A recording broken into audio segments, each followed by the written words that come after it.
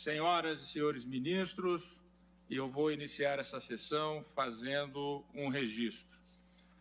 No último dia 3 de maio, domingo passado, em Brasília, profissionais de imprensa foram agredidos quando faziam a cobertura jornalística de uma manifestação política. Foram agredidos os profissionais e assim também foi agredida a democracia. Lembro que no dia 3 de maio celebrava-se o Dia da Liberdade de Imprensa.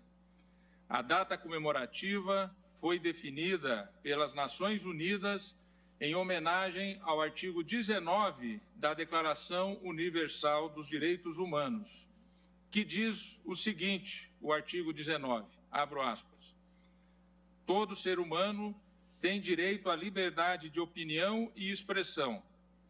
Este direito inclui a liberdade de, sem interferência, ter opiniões e de procurar e receber e transmitir informações e ideias por quaisquer meios e independentemente de fronteiras. Fecho aspas. Trata-se, portanto, de data de elevada importância em um Estado democrático de direito, o que torna as agressões ainda mais lamentáveis e intoleráveis.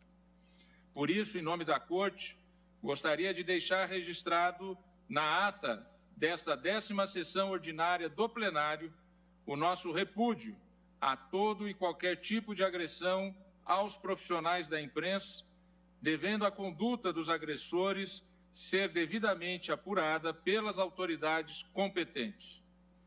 Sem imprensa livre, não há liberdade de expressão e de informação. Sem imprensa livre, não há democracia. Desde a Constituição de 1988, temos assistido ao contínuo avanço e fortalecimento das instituições democráticas brasileiras. Devemos tais avanços, em grande medida, exatamente à imprensa, que amplia as fronteiras do acesso à informação e da livre expressão política, intelectual, cultural e científica. Estamos enfrentando uma pandemia sem precedentes em nosso país e no mundo, com reflexos dramáticos para nós na vida de inúmeros brasileiros. A imprensa tem realizado um trabalho de excelência em auxiliar nas informações necessárias à prevenção da sociedade e muitas vezes colocando sua própria saúde dos profissionais da imprensa em risco. Mais do que nunca é momento de união. Devemos prestigiar a concórdia, a tolerância e o diálogo, bem como exercitar a solidariedade e o espírito coletivo. É momento de harmonia, de equilíbrio e de ação coordenada entre as instituições e os poderes da República e os entes da Federação. As divergências existem, pois elas são naturais na democracia. Como disse a filósofa Hannah Arendt, e como venho reverberando, e repito desde o meu discurso de posse que a citei, a seguinte frase, o poder que não é plural é violência. Repito e sublinho, o poder que não é plural é violência. Na democracia, as divergências são equacionadas pelas vias institucionais adequadas, pré-estabelecidas na Constituição, a qual dita as regras do jogo democrático.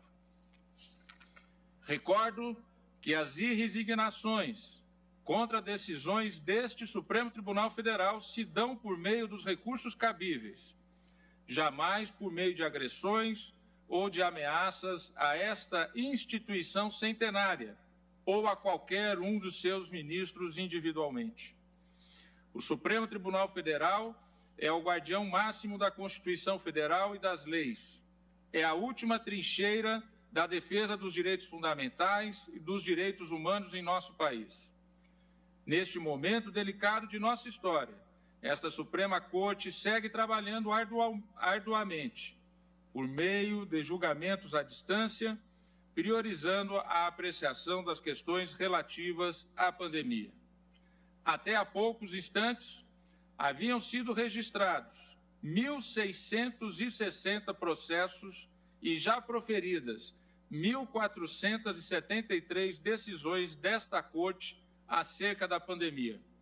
Desde o dia 12 de março, o Tribunal já julgou 3.319 processos colegiadamente, em sessões do plenário e das turmas. E, repito, não há Suprema Corte no mundo que julgue colegiadamente o número de processos que nós julgamos no nosso Supremo Tribunal Federal Brasileiro. Em 7 sessões realizadas por videoconferência, o plenário apreciou 16 referendos em medidas cautelares, todas elas relacionadas à pandemia, assim como hoje continuaremos a analisar outras medidas também relacionadas à pandemia.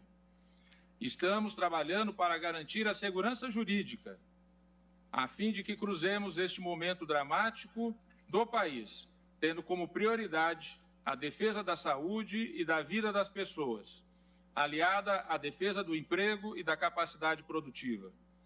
Por isso, reitero o que afirmei recentemente neste plenário. Não há solução para as crises fora da legalidade constitucional e da democracia, ambas salvaguardadas pelo Supremo Tribunal Federal. Todos os poderes da República e os entes da Federação e todas as instituições do Estado brasileiro devem atuar dentro dos limites da Constituição de 1988 e das leis do país, e com total respeito aos valores democráticos. A Constituição governa os que governam.